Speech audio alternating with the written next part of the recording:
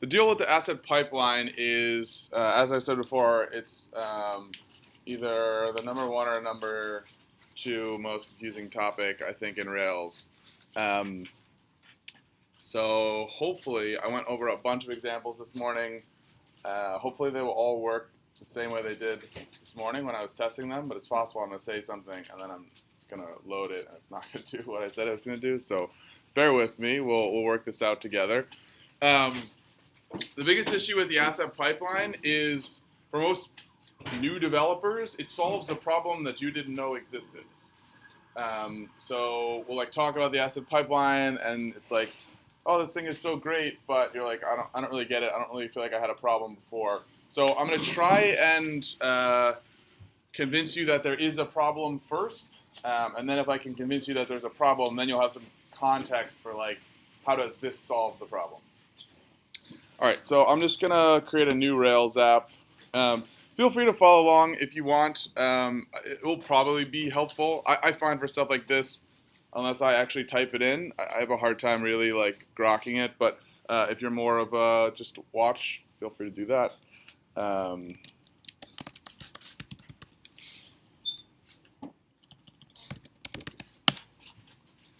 Doesn't matter what you call it, obviously.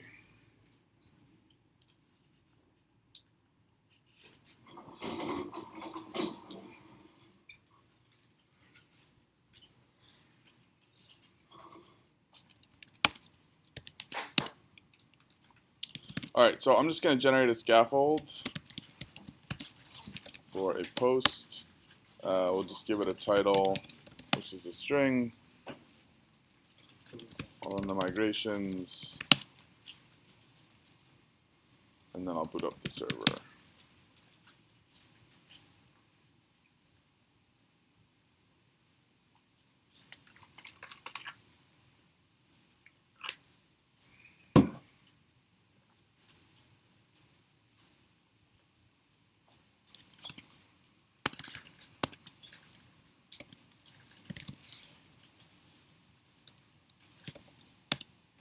I'm just going to go to my posts index. I'm going to pop open the inspector. And I'm going to reload this page now that I have the inspector open. So we've used the inspector before, but I'm just going to re-go over what's going on in the inspector. There's this network tab. And if you make a request with the network tab open, it will show you all of the requests that the browser made. So we've talked about this before, but I'm sure most of you, it went over your head or you don't remember, totally fine. When you load a web page, it is not just one request, but it is a whole bunch of requests that get made. And it doesn't necessarily mean that all the requests that get made back to your Rails server. They could go anywhere in the world. But typically, a lot of requests get made. So if I go to twitter.com and I open up the inspector,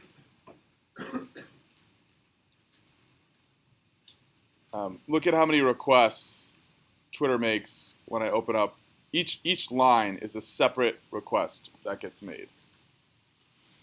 So it's not just one request that goes to your web server. It's this massive amount of requests to build one web page. And the reason is because when you build a web page, typically in the head, but not always, you have a bunch of links to style sheets, JavaScript, and images. And these are what we call static assets. They are static because they are not dynamic, meaning they never change. A picture is always the same picture, right? Whereas when you generate a web page, usually that is HTML that is dynamically generated. The HTML that I send to Javon is going to be different than the HTML I'm going to send to Hassan. So we want a way to manage all of these static assets. And the biggest thing that we're trying to do is manage this problem of concurrency. So obviously we want to load the web page as fast as possible. But browsers have this constraint, which is that they can only open up, I think it's 5, I may be misspeaking, but it's around 5. It's either 4 or 5 or 6. And this is a browser level constraint that they'll only open up that many sockets at the same time. And if they only have that many sockets, they can only send out that many requests at the same time. So what ends up happening is Twitter sends out all these requests, but they can only send out 5 at a time. When in reality, like there's a ton of bandwidth, and they could send out theoretically all of these requests, and they have the bandwidth to download all this stuff, but they end up doing it more or less in serial or 5 at a time, which is much slower than if you could just have one request that went out and downloaded like all of that data via one sort of pipe. So the issue here is how many things can we do at once? And if we can only do 5 things at once, let's make those 5 things larger tasks rather than doing 40 small little things and put them in a queue. Does that make sense? All right. So that's basically the problem that we're trying to solve, is we have this constraint of 5 requests at the same time, but we have to go out and get all these static assets. So let's read what the asset pipeline says it does.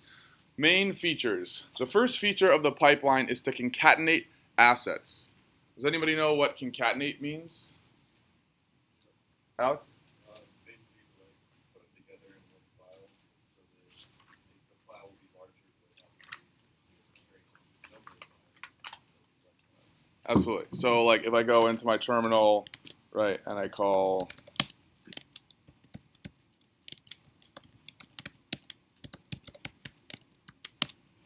concatenate, right, in the English language means to put 2 strings together, right? So we're taking, in this case, one file, one big string, and another file, and another big string, and just putting it into one larger string. So how does it work to take it apart once it's all together? It doesn't. It doesn't ever take it apart. We'll get to that. So why do we do this, right? We're concatenating assets which can reduce the number of requests that a browser makes to render a web page. Web browsers are limited in the number of requests that they can make in parallel, so fewer requests can mean faster loading for your application.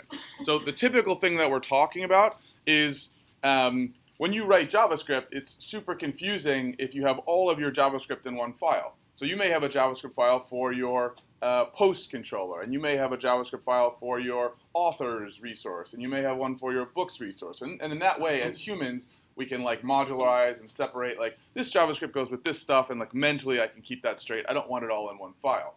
But the web server doesn't care. JavaScript is JavaScript to a browser, so it doesn't mentally need to keep those files separate. It can handle all those files like exactly the same if you just put them all into one file. So typically, we're not taking JavaScript and CSS and blending them together because that would make no sense, right? But if we take all of our JavaScript files and put them into one big JavaScript file, and we take all of our CSS files and put them into one big CSS file, images, obviously you can't concatenate into one giant image. That doesn't really make any sense. But right, anything that's like, you can put together as long as it makes sense. So that's basically what we're doing. So if we have 10 JavaScript files, now we have 1. And now we're way under our browser limit of the number of requests we can make at the same time. So it says Sprockets. Sprockets is the gem that does this in Rails land. Sprockets concatenates all JavaScript files into one master JavaScript file and all CSS files into one master CSS file. As you'll learn later in this guide, you can customize this strategy to group files any way you like. I'll skip the rest. The second feature of the asset pipeline is asset minification or compression. Has anybody heard the terms minification or compression before? Compression? What's compression? Yeah, so like if you zip a file, right? Has anybody ever zipped a file or unzipped a file? Hopefully all of you, if you used a computer before. So this is no different, right? You take a file and we do something called gzipping it. That's the compression we use on the web. I have no idea what gzipping is. I don't really care, right? Somebody smarter than me came up with a way to take a large amount of stuff and make it into a small amount of stuff and have it still be the same stuff. How that works, it's beyond me. But it works, and it's pretty radical, the difference between a gzipped file and an ungzipped file. It's often like about a 90% compression that they can get. What? Because I know like when you compress like a movie or a song, you lose quality. You're saying with no loss of quality. Well, you can't lose code quality, right? Because it's binary. Either the letters are there and it can read it, or not. Yeah. So. Or maybe it takes out like 1 out of every 3 CSS classes you have. I mean, I don't know because No, like, then why like 90%? Why not do it 99%? Well, I'm making up the number 90%, but that's what I'm saying. That's roughly the order of magnitude. It's a lot. It's not like 1%. What is there to compress? So I think one of the things that it mainly does is it just compresses white space. So what I've looked at is if you minify something and then you gzip it, you get like a 10% compression. If you gzip something that's unminified, you get like a 90% compression. So I think a lot of the value you get out of it is just removing white space. So minification and compression are two separate ideas. Minification is essentially, let's look at, I bet Twitter will work.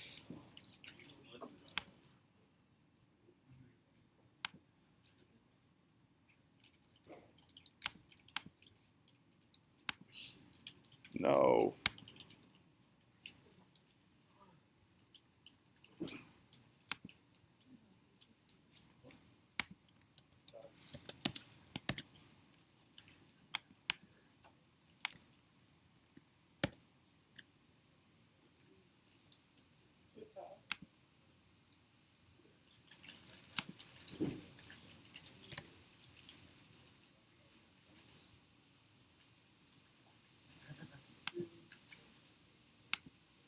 Oh, this is so annoying.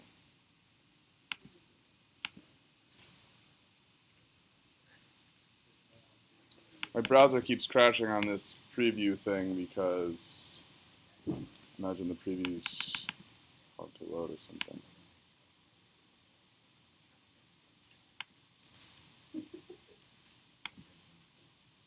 Maybe I have something notified in here.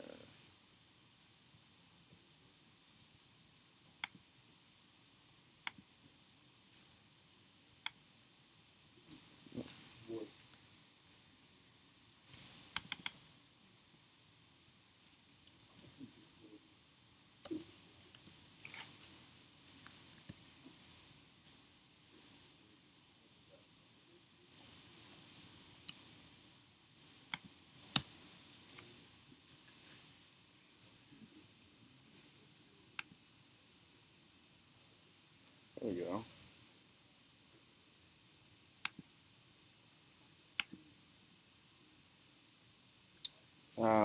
I don't know, something weird's going on in my browser. I'll ignore it. Suffice it to say that minification is going to do two things. It's going to remove all the white space, because JavaScript doesn't really care about white space. We just do as a human.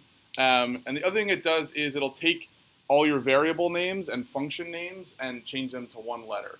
So obviously, like if I write a function called a, it's super confusing to figure out what that does to a human, but a computer doesn't care. And so it'll just change all places where you ever call that function or refer to that function, and you just literally shorten it by a certain number of characters to be one letter. It probably does that too, yeah. Moves comments. So basically anything that's irrelevant to how the code functions, it just takes it out. So what you end up with is like, when you look at it in the browser, I don't know why it's not loading, but it'll literally just be one long string of characters that looks like there's no way it's like working code. But a computer just took your long spaced out file and just tried to like get rid of everything that's irrelevant. So if you ever look at code in Chrome, oftentimes you'll be looking at your own minified code and it's super confusing to understand. And there's a little button in Chrome, and Chrome will run like an unminifier on it so that you can actually see what's going on. It won't you can't undo the function names being undone, because how could the, oh, finally it worked.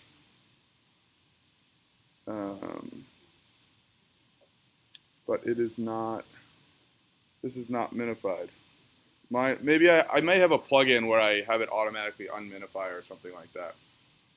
But it can't do the thing where it unminifies the function names and variables, so it's often pretty useless to look at. Oh, here we go. This is what it looks like. That's complete garbage. But this is all working code that came from an original file that was just like a totally normal JavaScript file. All right, so it does two things, right? We said it concatenates JavaScript together. It concatenates CSS together. The second thing it does is minification and compression. So it's going to take that minified thing and try and compress it, however it can do that, by gzipping it. And then the third thing that it does is it allows us to code assets via a higher level language, with pre-compilation down to the actual assets. Supported language includes Sass for CSS, CoffeeScript for JavaScript, and ERB for both by default. So all that means is if you don't like writing in CSS, you can write a language that compiles to CSS.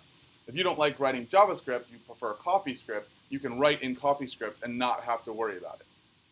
That's a pipeline in the background will take your CoffeeScript file and compile it to JavaScript for you. It will compile your Sass files to CSS for you.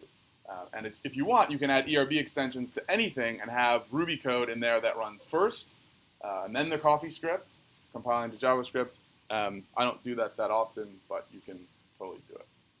So 3 things: concatenation, minification, and coding via higher level languages. There's actually a 4th thing that it does, which is awesome, which I don't know why they don't consider that to be one of the top 3 things that it does.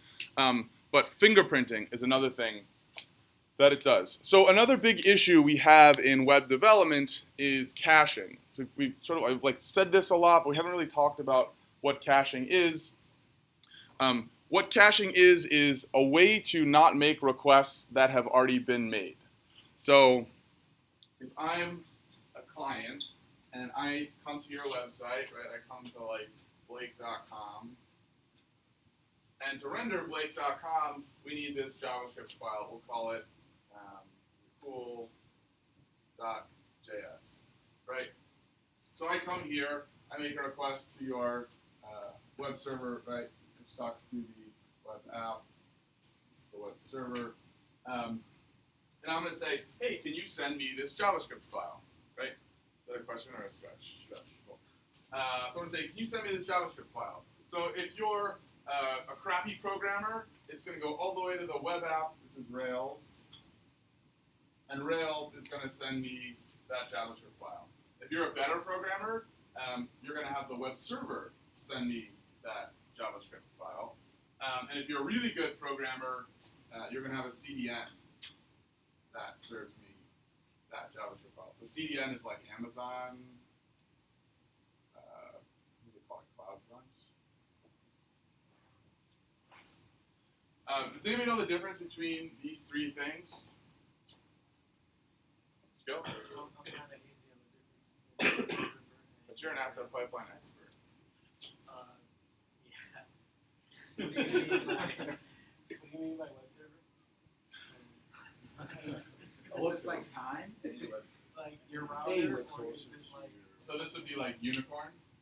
Oh, okay, cool. Sorry, thank you. Sorry, no, I'm wrong. Oh, is it that? Unicorn. The web app server. The web server would probably be like Nginx. Oh, so like that. I don't know. All right, so I'll just tell you the difference between the 3. So there's 3 things that could happen. These are 3 levels of speed. So this is a static file, right? It's JavaScript. No magic has to be done on the Rails side, right? This is not Rails writing JavaScript for me or anything. The JavaScript is just sitting there. It's a file. It's like a poem that somebody's written, right? It's just static, right? So when I make this request, the slowest thing that could happen would be I would go all the way to Rails and ask Rails to send this to me, because Rails is just like inherently slow. Rails is not set up to just serve static files, right? Rails is set up to serve dynamic content, so it's very slow. Another thing that could happen is, because this is a static file and I don't need Rails to like dynamically generate it, well, skip going all the way to Rails. I could ask the server that typically sits in front of my web app server, which is typically something like Nginx. All Nginx does is serve static files. So it's like super lightning fast, and this is what it was built for. So it'll just intercept that request and say, oh, you're just looking for a static file, let me send that back to you. That's really fast. But we also talked about this idea that it's still really slow to like send light from one place to another if those places are far. So we often use this thing called a content delivery network, and we will give everyone in the world like a copy of that file. So that if I'm in New York and my web server is in California, it'd be awesome if there was a content delivery web server that sat in New York City, and rather than make the request all the way to California to an Nginx there, why don't we talk to an Nginx that's sitting in a CDN that we've paid to hold on to that JavaScript file for us, and now this is like way faster. So it's kind of like a smaller web server, a localized web server. Which is? The content delivery network, the CDN. Yeah, it's literally a web server that's, Localized. yeah, you have a whole bunch of them, hopefully as close to all your users as possible. This may be useful. And so this would be like a whole bunch, right? This is my New York City one, this is my Cali one, this is my Georgia one. So the CDN would be the cloud. I mean, it could be. I mean, the cloud is not really a thing. It's just like a term that people throw around. Typically, when people refer to the cloud, they refer to like somebody else has computers that are not sitting in front of me, so they're in like this cloud. But really, I mean, my computer sitting there is in the cloud to somebody in California. The cloud just means I don't know where the computer is, and I don't care. But there's a computer somewhere. It's the place where It's not a magical computer. It's still, you know, a computer. But these CDNs have to be like strategically placed. Yes. Because like technically, like if you're paying for like a CDN like in Maine, but your web server is in California, it's not gonna go to Maine. It's gonna go to California. This is one thing that I actually don't know how it works. Is how they figure out. I imagine it's like IP based or something. How like Google. If I like pay Google to be my content delivery network, it's one address you get, but somehow that address maps to whatever's the closest thing. So there must be something that's like letting Google know, like as I'm making the request, here's where I'm from, and Google's kind of like grabbing that before it ever gets to my web server and saying, you're in New York, I have a server in New York, I'm routing this to New York rather than to Maine. I've never actually looked at how that works though.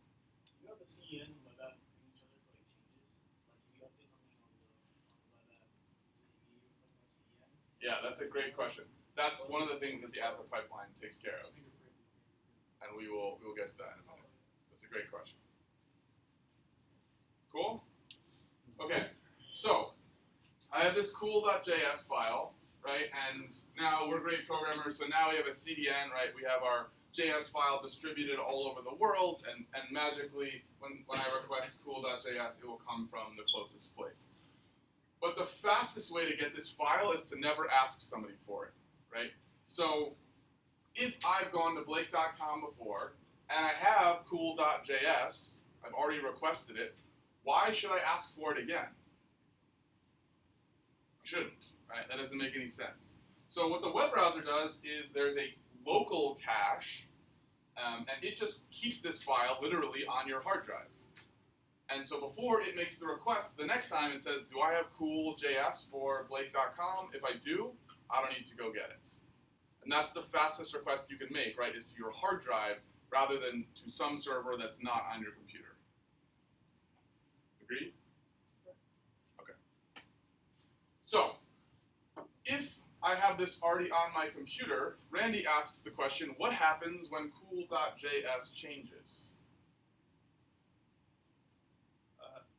Should I already be answering this? I don't know. I don't think so anymore. So that's essentially the reason why we have the fingerprinting. Yes. System, which essentially a long, ridiculously long hash is added to the file name, and that thing slightly changes every time you save changes to that file. So the server will know that it's a different file, thus requesting it. So it'll be like cool.js like 0000001. Yeah, like you change it to 00002. Yeah, so the If you look on the simplest screen, you see the simplest way that we could do this is we could maybe we could think about like dates, right? So this is what Rails used to do. Rails would say, this is cool, what's today? 9, 26, 15, I don't know why I'm using this weird notation, .js, right? So this is today's JavaScript file, right? And so you can do this thing called expires headers. And so when you send the file back to the browser, you can say, hey, hold on to this file for 1 day. and this is today's file, right? And this is how you know this is today's file. And tomorrow, this is expired, and send a new request, and tomorrow it'll store cool 9.27.15.js, and this is how Rails used to do it. So this is efficient in the sense that, like, if I go to blake.com all day, I never have to get the JavaScript again, right? But tomorrow I have to get a new JavaScript. And this is also not great because what if I want to change cool.js during the day, right? You're going to have the old version of JavaScript until tomorrow. So this is not a great scheme, but this is kind of like the simplest thing that we could think of that would possibly work. But there's a better way to do this, and I'll show you. And that's what Gil talked about, which is the fingerprinting system. So we can hash these files. So let's see what this looks like.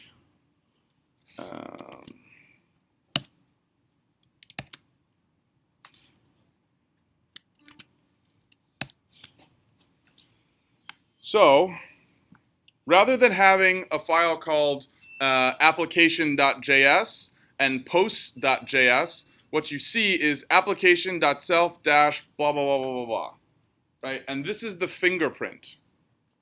So what Rails does is, somebody has talked in their blogs before about hashing. I always forget the library to do it.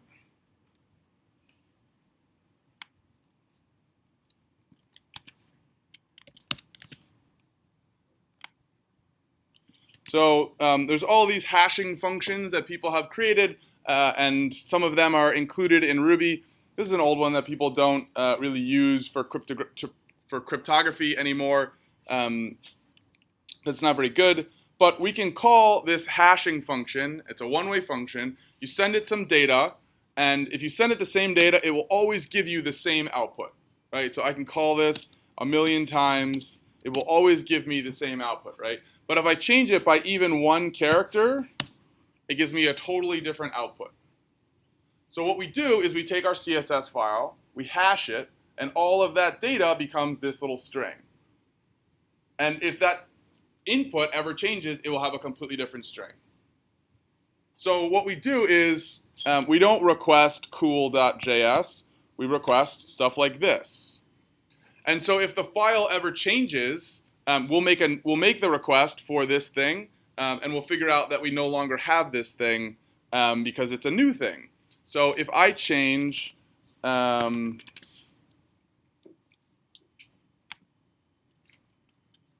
open this.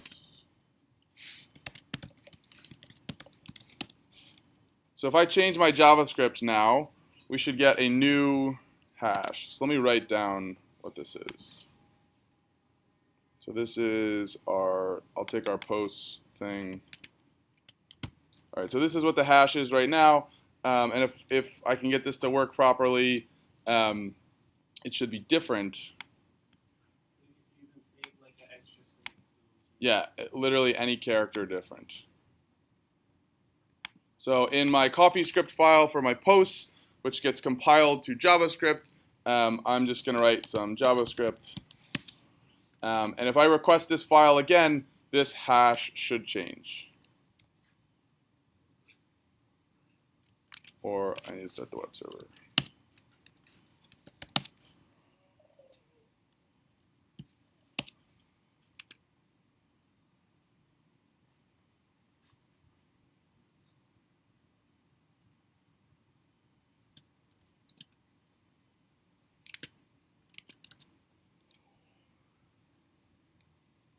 So you can see the JavaScript worked, right? Because I got an alert.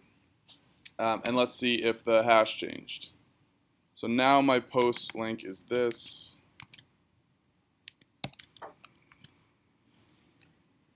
And it's totally different, right?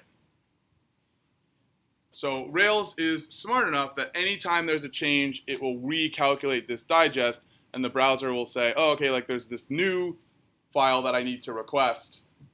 I don't have this file because it has a new URL. How does it get rid of the ocean file? Do you have an expiration date? Yeah, so it uses headers. When you send the file back, you say, keep this for, It still uses those headers. yeah. But instead of we're doing it daily, it reduces it. it'll usually say, I think the default in Rails is like basically keep it for like 10 years or something like that. So I send it to you and I just say keep it, because like essentially hard drive space is infinite at this point. So like if I send you some JavaScript file and it sits there forever, it's not really a big deal. But that's why oftentimes if you ever read guides on how to like clean up your computer or whatever, they'll be like delete your cache for Spotify, for Dropbox, for Internet Explorer, for Chrome, whatever. That may be a good thing, but typically it's a bad thing. The cache is there because really smart people built a cache to optimize their application. That cache is usually often a ton of space on your hard drive. Like I think Dropbox uses like, for me, like 10 gigabytes of space just for its cache. I think Spotify uses something similar. Chrome uses, I usually have like 5 gigs of cache in Chrome. So you can certainly delete that stuff, but you're going to make your browser run like infinitely slower, but you'll get your hard drive space back and it will just start filling up again, because all of that stuff, every time you visit a website, you're going to cache it, and you're caching it generally for a reason. If there was a smart way to get rid of old stuff, then that would be a good thing to do, like delete all old cached files that I'm sure I'll never need, but the browser can never know on the client side what is old and what should go. It's only the server that could tell it like, hey, that other thing you could now get rid of it. What if you're like browsing anonymously? Like, What if you are? Yeah. Does it What's the cache- question? Do websites are they able to cache stuff on your computer? No, typically when you're browsing anonymously, the whole point is like it's turned cookies off, you're not caching anything. The reason I use the term anonymously, not incognito, because incognito websites still know who you are. But How do they know who you are? because they warn me when you go on incognito, they'll tell you websites still know who you are. You're on there lost. Yeah. So control shift N. Yeah. So it says, pages you view in incognito won't stick around in your browser's history. They won't store cookies. It won't be in your search history. Any files you download or bookmark will be kept. Going incognito doesn't hide your browsing from your employer, your internet service provider, or the websites you visit. So I would say that's different than what you said. Yeah. So websites still know who you are So you're still able to cache it. in the sense that you're sending a request to them, and any information you send along to them, they have. But typically the only identifying information we have on the web is cookies, and since cookies are turned off, they don't really know who you are. They know a certain. Do they know your IP address? Is that the same? Yeah, they know your IP address, and certainly if you're on your employer's corporate network, they can see all your browsing history. Your ISP can see, obviously, any requests that you make. So you're both anonymous and not anonymous, and I think Google does a very good job of explaining to you specifically what is the difference between incognito and not. I think most people don't understand what this actually means. But these are the technical specifics of what incognito is doing. All it's really doing is more or less turning off the cookies.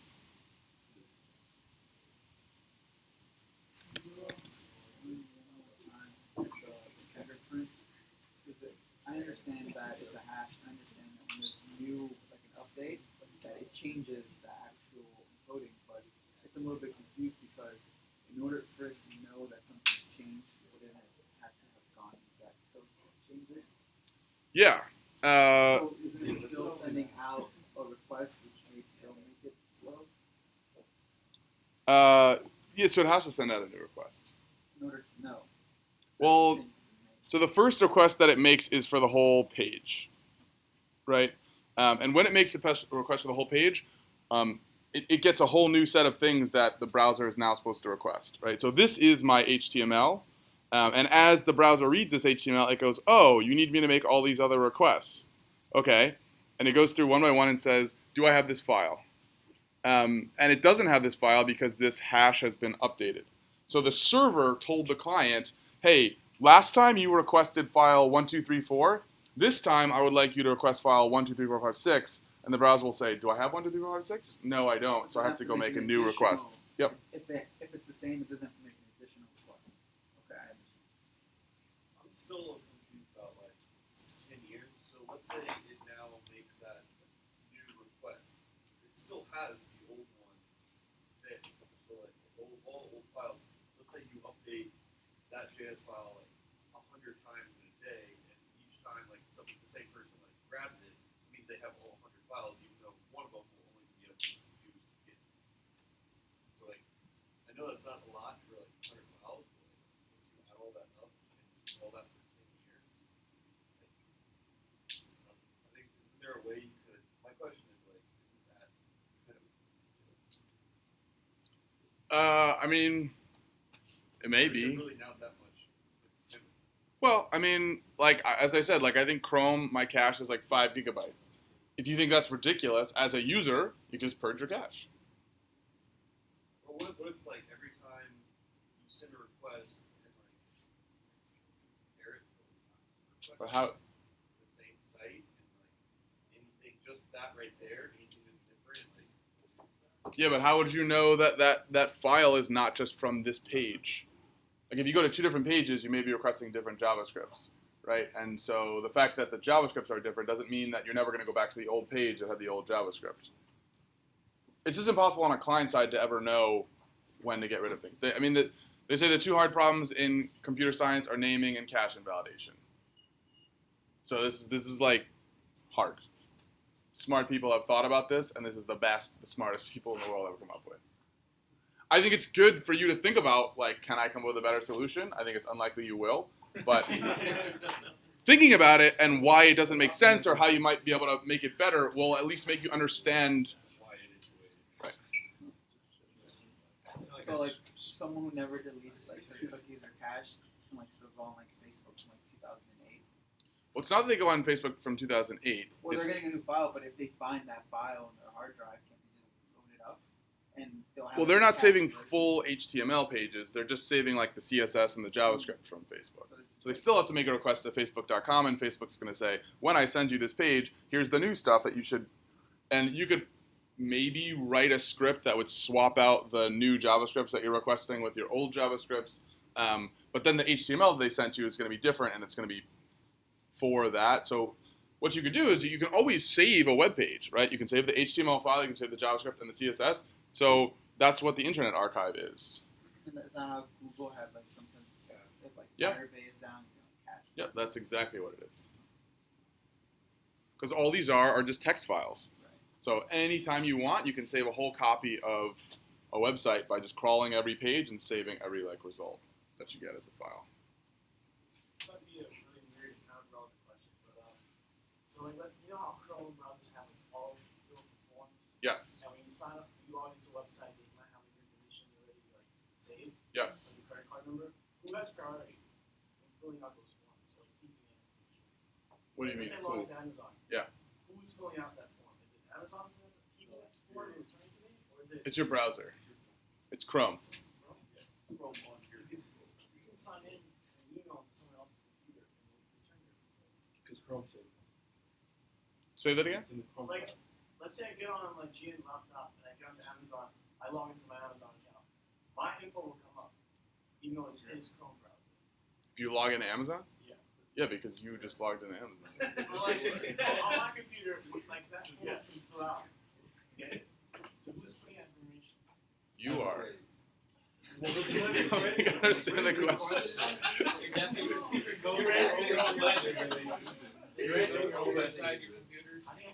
Well, actually, At a certain level, like your login information, your browser is cache, but then once you're inside Amazon, Oh, yeah, then that's they'll save you. Yeah, they have their credit card.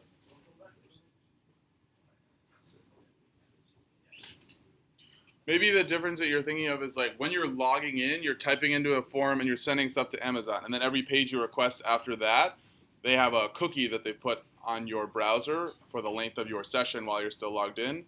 And so that's how they know who you are. And then when you log out, it destroys that cookie. I don't know if that's what you're thinking of.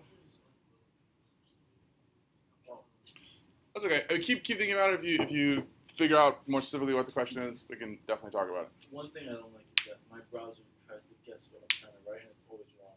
'Cause I Okay. use several different emails, and every time I try to type in my email, and it guesses it for me, and I'm like, that's not the one I wanted. Stop doing it. Can you clear your autofill thing? That's like a call I get from my mom. Like, how do I avoid this autofill? I don't know. How you clear your autofill. I don't know why. Keep typing through it. I don't know how that works. So I don't get it. Stop. That's it. I don't know anything. Sort of question. How much faster is this? Don't say what. How much faster is what? Caching files. How much performance?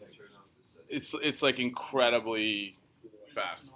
So it's the difference between 0 and however long it takes me to get to like the CDN. So it's probably gonna take like at least a tenth of a second to get to like the CDN. So if you're loading like a whole bunch of JavaScript files, a tenth of a second for each file is a lot versus 0. Seems like this is like a weird implicit agreement. So like you built this crappy web application, so it loads really slowly. So I'm just gonna store everything locally instead of like redesigning it. I wouldn't say that it's the issue you've built a crappy web application. The problem is the web was not built for web applications. Like the original structure of the web was built for me to ask for you, like you a researcher and me a researcher, and I just want to ask you for a document, and you just send me the document, right? And then we were like, oh, what if we like kind of bastardize this protocol because we want to build an application on top of it? What we're trying to do is we're trying to replicate a desktop application. On a desktop application, everything is local, right? With the exception of like whatever Spotify data needs to stream or something like that. And so we're trying to replicate a desktop app. On a desktop app, you've made the agreement with your computer that it can store everything locally, right? So that it can run fast. And so what we're saying is the only way that we can make an app as fast as a desktop app is if we really make it a desktop app. Because every time I have to communicate with a server, I have to go over the internet. The internet is slow. So like if you as a user want a really slow app, sure, don't cache anything and it'll take forever. But if you want the convenience of being able to access this application anywhere you want and have it feel like it's on your desktop, well then allow me to put it on your desktop and store everything there rather than going back to the server every time. Does that make more sense? I mean,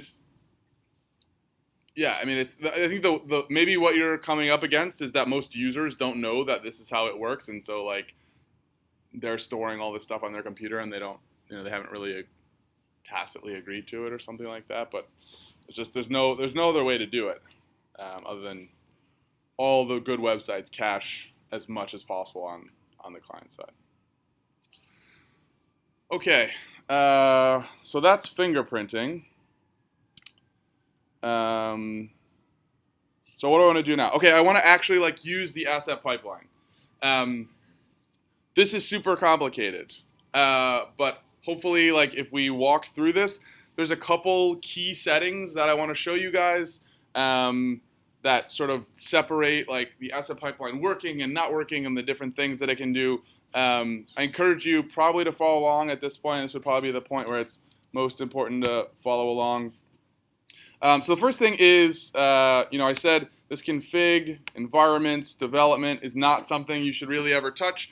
This is a case where you actually do want to touch it.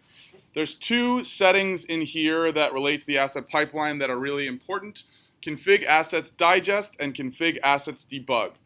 So you can see by default, both of them are enabled.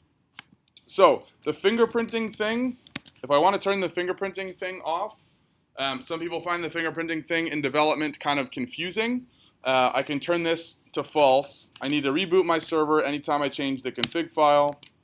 Now, when I load my assets, they should not have those long fingerprints. They should just be the file names.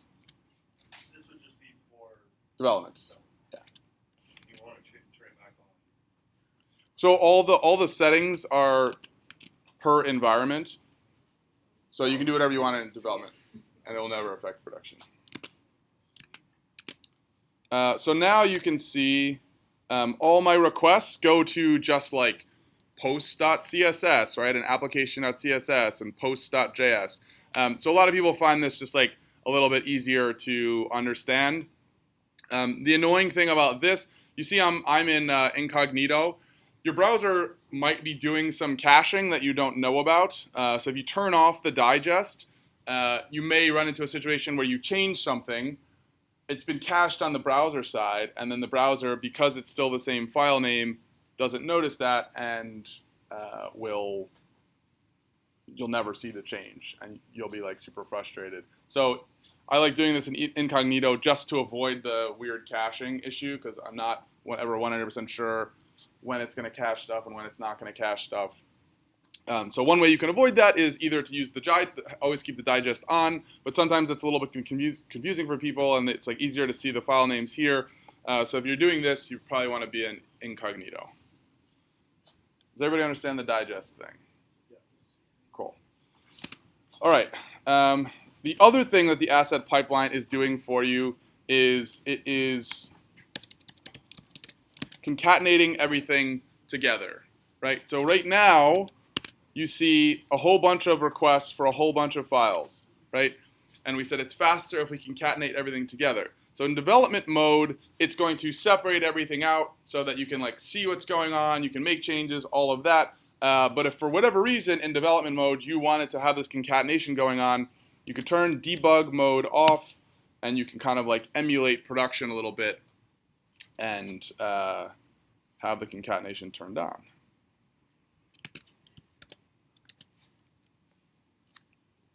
So now we should see just one CSS file and one JavaScript file. Sorry, how did you do that? So there's two settings, Oh, and there's kind of 4 different potential combinations of these settings that you could have. So this turns on or off concatenation. So in development mode, by default, this will be true. You'll be on debug, and this will be true. So digest will be on, it will be doing the fingerprinting, and it will not be doing the concatenation. So it's kind of confusing that true turns the concatenation off. So it says debug mode disables concatenation. So if I turn debug mode on, it disables concatenation. So by default, you'll have the digest in development, and it will not be concatenating everything together. You'll have separate files. So what I just did was I said, okay, let me turn the concatenation on by turning debug to false. So now I'm going to have the digest on and one file. So if I reload my server, so before I had digest off and debug off. So I had one file, just easily named. Now I'm going to have one file with the digest on, the fingerprint.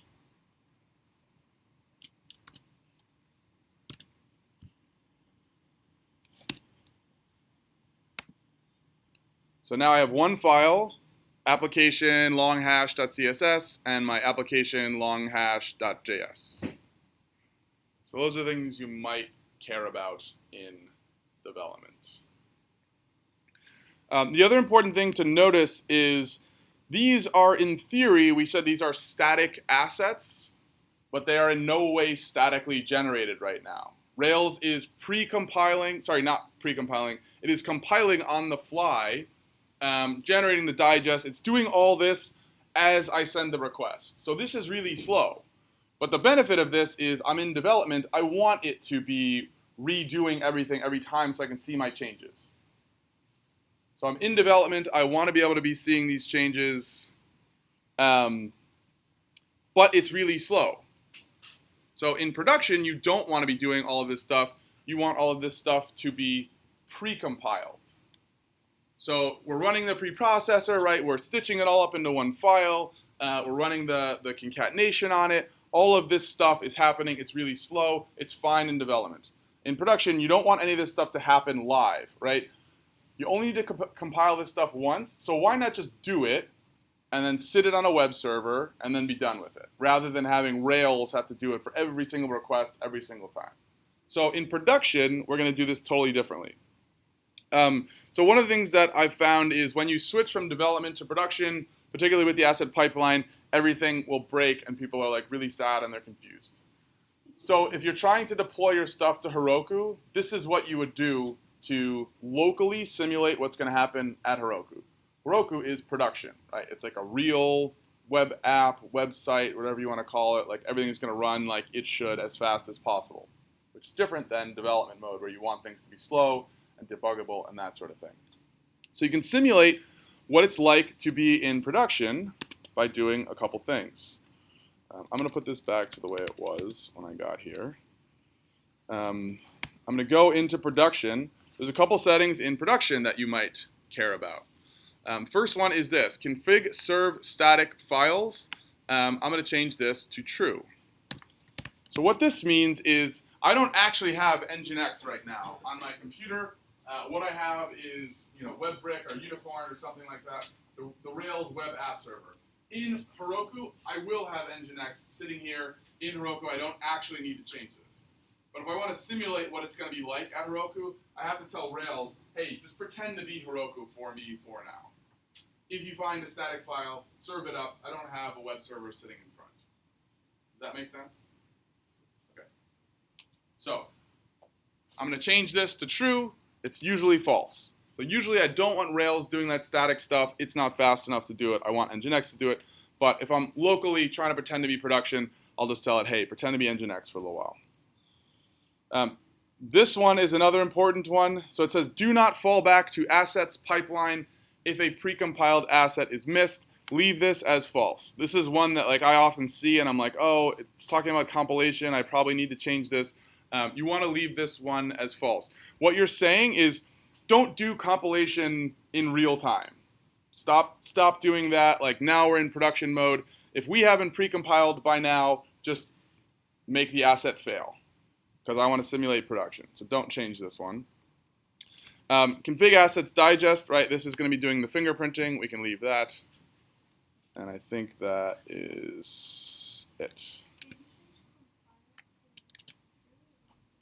I did not change this. So this was how I found it, and I'm not going to change it. But I'm just saying it's the type of thing that you might think that you need to change.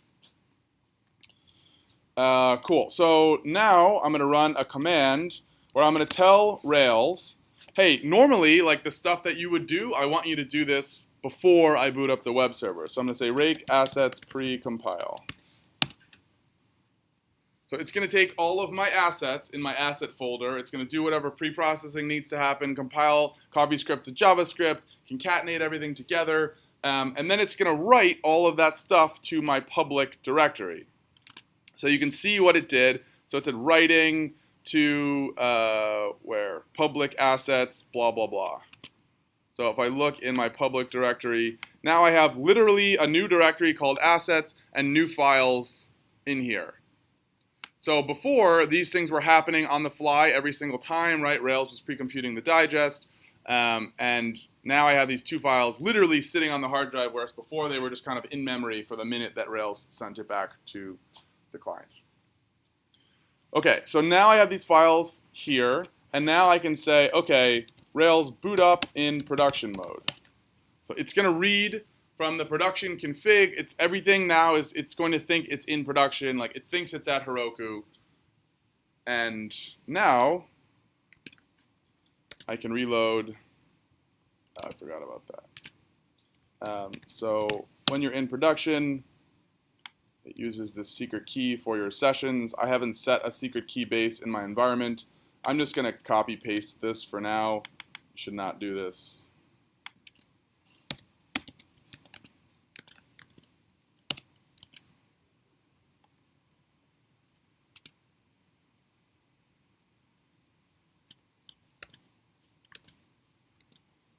So now I get, we're sorry, but something went wrong. Has anybody ever seen this page before?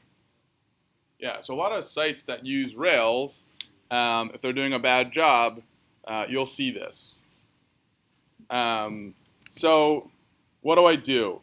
Well, typically I would just go to my, my web server and say, what happened, right? But I'm in production mode, so it's no longer showing me this stuff here, because it assumes this web server is sitting on Heroku. You can't see it, right? You're not running it in the console. So it's not going to show you this. So does anybody know where this information is magically going?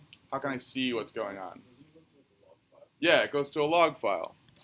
So as you might imagine, the log file is in log, and the log in question is production. So I can read this out, and it says, started with a get to posts, right? Processing post controller index, SQLite exception, no such table posts. Didn't I already run the migrations? No? But not for production. Not for production, right? Separate environments, separate databases. So I should have a test database, a development environment, development database, and a production database. So I need to rerun my migrations in the production environment.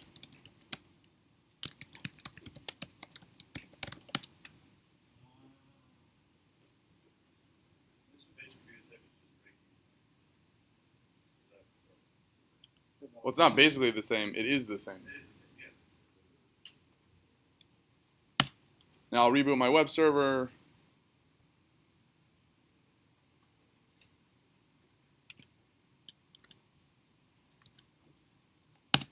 And now it works, right? So now my CoffeeScript is working, and I can look at what the requests were being made.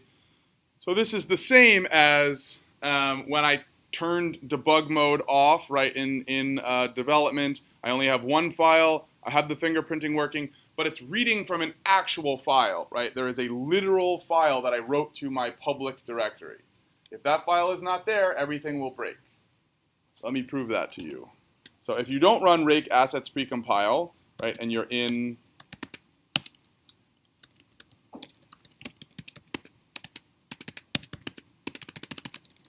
what do I do? Oh.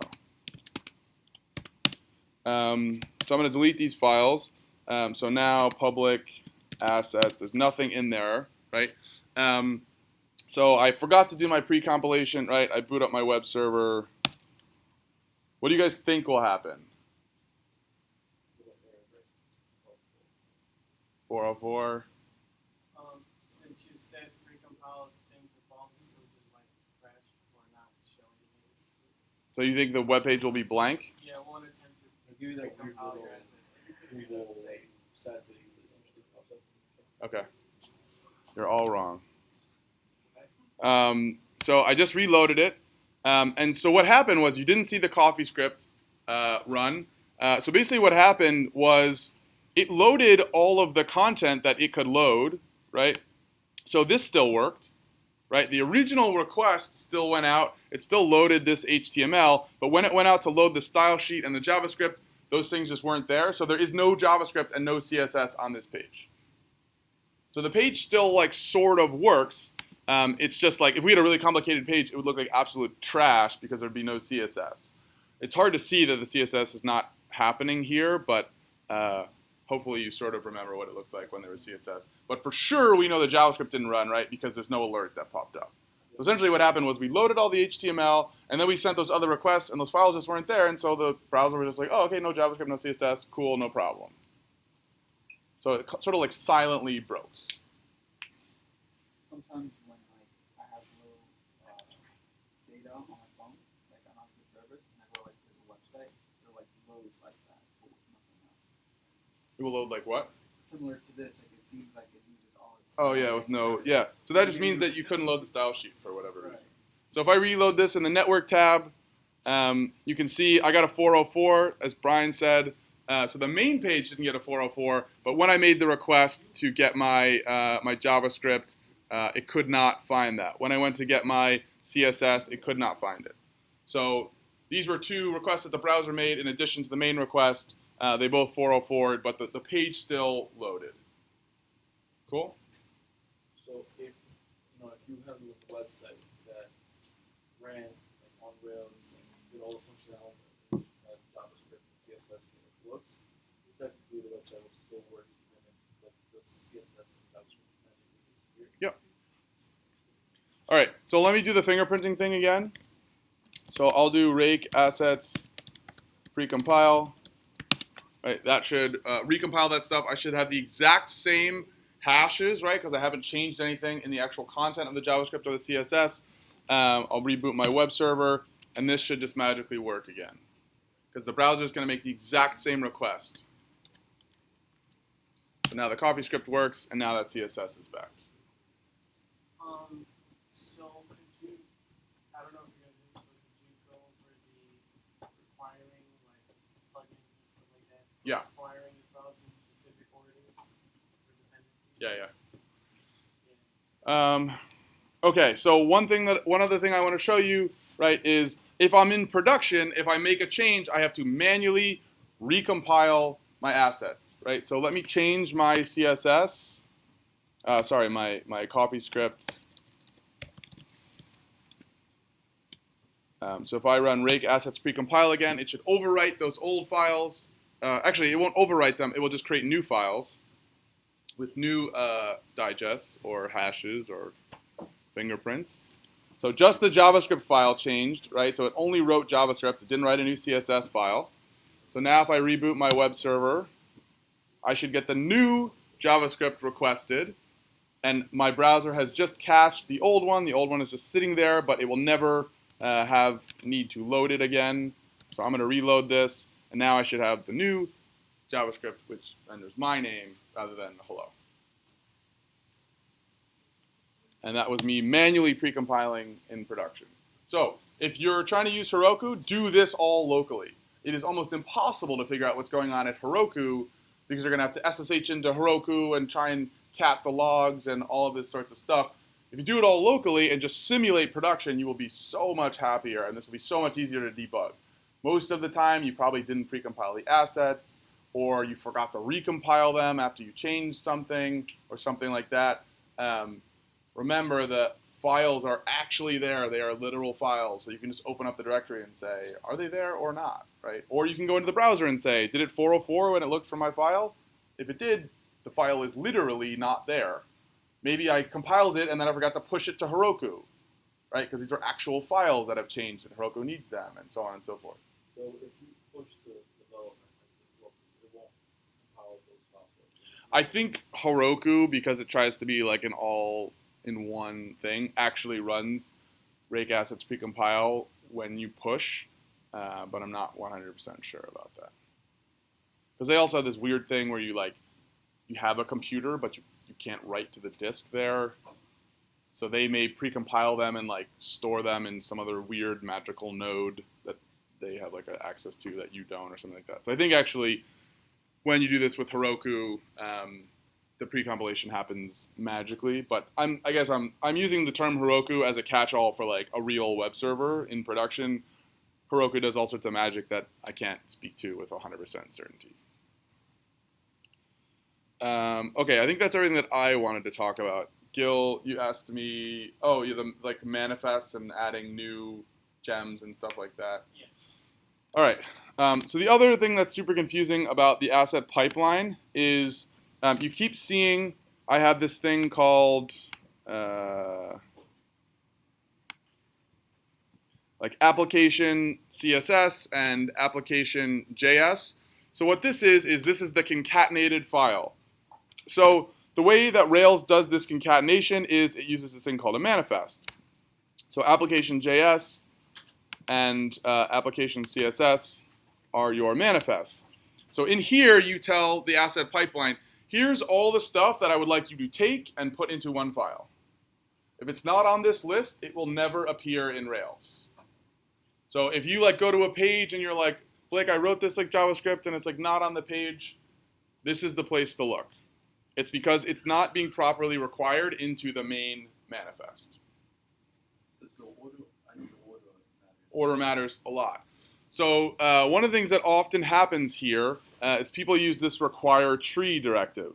So what this does is require jQuery. This is a little bit of magic. I don't really want to talk about how this works. These are kind of built into Rails at this point, and they're kind of hidden as is TurboLinks. But everything below this is kind of okay, I want to tell it to require all my JavaScript files. So I have a file called posts.coffee. Coffee is basically the same as Rails. It's just CoffeeScript that compiles into JavaScript. So what this does is it says require all of the JavaScript files that are in this JavaScript folder. So if I make a file in here called blake.js and I just say alert hello, this will now magically be a part of my application. Let me go back to development mode.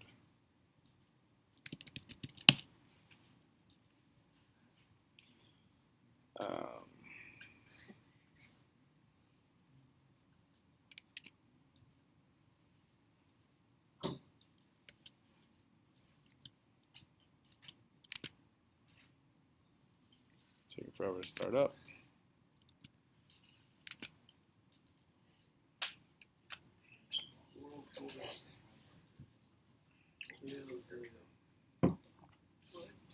There we go.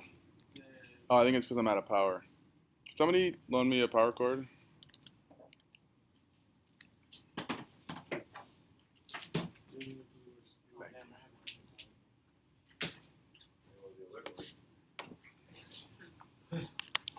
Awesome.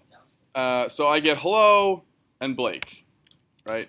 And the reason that worked, again, is I added my own file, I put it in the JavaScript folder, and I required the tree and dot, meaning like everything in this folder. You can also use require tree and give it another path and say require recursively everything in another folder. I don't like using this. This is the number one thing that I see cause all sorts of problems for students. I would encourage you to do something like this. Require Blake, require any files that you want to require, and require them in order. Yes, thank you. I mean, they could certainly get rid of the require thing. Like, it's kind of arbitrary. Does it need to be commented like that? That always doesn't. Yeah, I don't. This is just made up, right? Like, there's some parser that parses this, and they decided this is what they want it to be, the thing that denotes. I think this is really confusing because it's the same thing as a comment. But whatever. So right now I'm requiring the post file, I'm requiring the Blake file, and you're going to be way better off with this, mostly because JavaScript is often dependent on one another. So if you use like Backbone, Backbone needs underscore required before you can require Backbone. And if you require them out of order, it will blow up. The other thing that's terrible about JavaScript is if one thing blows up, all of JavaScript blows up. So very often you'll come into your application and none of the JavaScript will be working. And you won't be able to figure it out because you're like, everything's loaded, what's going on? And oftentimes the errors get swallowed when all this stuff like processes. So if you require tree, it's just going to require things in alphabetical order, which may be what you want if you get lucky that it just so happens that the order of dependencies happens to be alphabetical. It's most likely that that's not going to be the case, right? So if you use require tree, you're almost certainly going to screw yourself. And I think you're just better off being more specific. I think the less magic that happens, the more clear you are about like how to debug things and like what did I expect was going to happen, not this magical thing where it's just like Rails just knows about JavaScript. So require all your stuff, require it in order, and then that way, like when you add a new thing, you have to like come in here and require it. It won't magically just appear, but then I think you become like more clear about like how is it appearing on the page, right? I put it into the manifest concatenated into some big file, and now it's available in my app. How do I require a whole directory? Do I just write the directory name / star or something like that? I forget off the top of my head, but if you look in the asset pipeline docs, there's some command that's, I think it's like something like require tree, but it's like require dir or something like that. If you use require tree, does that have to be the last file that you require? No, if you use require tree along with this, it will try and require things twice. I think require tree is the. No, I mean like, let's say you remove that, you just put require tree. Yeah. You do require after that line. Uh, I feel like I got it. It may not. would you be requiring stuff in the same folder or in a different folder? I guess I'm pretty sure you can do it in a different folder, but if you're running into problems, I would just make it I last. think you could probably do require tree and then write the new name instead of dots, and that'll just. I can't say with 100% certainty anything about the asset pipeline. Most of these things I forget, and if it causes me a problem, I Google it or change it, the order or something like that. Is there anything different about CSS that applies? I think the syntax is slightly different. So So I don't get how it requires tree before itself. I mean, this is one of the things that like somebody like wrote a parser and decided how this whole thing was going to work and decided that it's okay to require a tree before require self. Like it's hard to give you a rationale, like because I don't know what the parser looks like, right? That's like reading in this file. We could look at like that code, but I'm sure it'd be like super confusing, and then we'd be like, oh, this is how it works. But on some level, it's irrelevant. Somebody just decided that this is how it works. It still goes top down, so I require things in order by Yeah, I mean, I don't even know why you need to require self if It's in tree. it's in tree and it's different than how the JavaScript one works. Maybe it's something particular to how like CSS works. Oh, I know why actually. 'Cause when you're using like stuff like Sass and you have variables, you want to give it scope throughout your files. Mm-hmm. You put all the variables in this file, and then you require it first, and then your other file, so your variables can carry over. You do that above the require self. No, you no, Do it like, below. all the way to the bottom, like you would just put like $ blue equals color blue. Yeah. That would be a variable for all your Sass, and so all your other Sass files, you can call that variable kind of like from this file by requiring this file first, and then the other file. But then when you want require self first, Yeah. So I don't get why they have required tree on the top. In my CSS, I have required tree on the bottom. So interesting. by default. I don't know. I barely understand how CSS works. So if you have CSS questions, your manifest doesn't work. This is your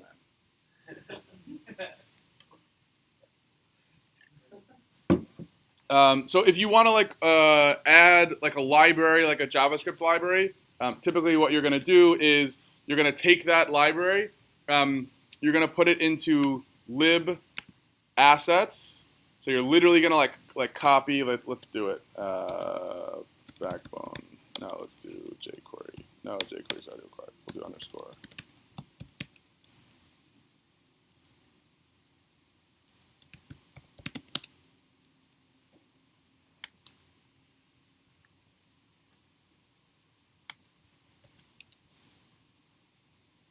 So here's underscore. I'm literally going to come in here into lib assets. So lib assets is part of the asset pipeline. It's the same as putting in asset JavaScripts. It's just a convention that since you didn't write the file, you put it in lib. Lib is like your library files. If you put it in assets JavaScripts, it will not matter at all, but this is just the convention. So I would put this in here. This is the minified file, right? And then I could come into application.js and say require underscore. But even though it's in a different folder, this is part of the asset pipeline, lib assets. As far as I know, you don't have to put it in a JavaScript folder. I may be misspeaking there. We could look up the documentation for exactly which folder you put it in. Pretty sure it's this one, though. So that's how you require a JavaScript library. And then the most important thing with requiring JavaScript libraries is make sure you do them in the order that the documentation for the JavaScript library specifies. Typically, the JavaScript libraries will be like multiple files, and they'll be like, you need to require underscore before you require backbone, or you need to require jQuery before you use high charts, or whatever. So you need to just like download those files, literally create a little file, paste it in there, and then require them in order in the manifest. Otherwise, it will most likely blow up. If your JavaScript is not working, this is what you do.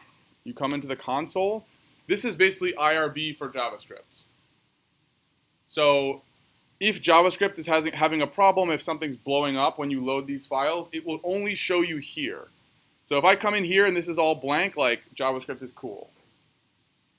If I come in here and my JavaScript's not working and I see like red, that will tell me what was the error. And most likely the error will be like undefined, blah, blah, blah, because you did it out of order.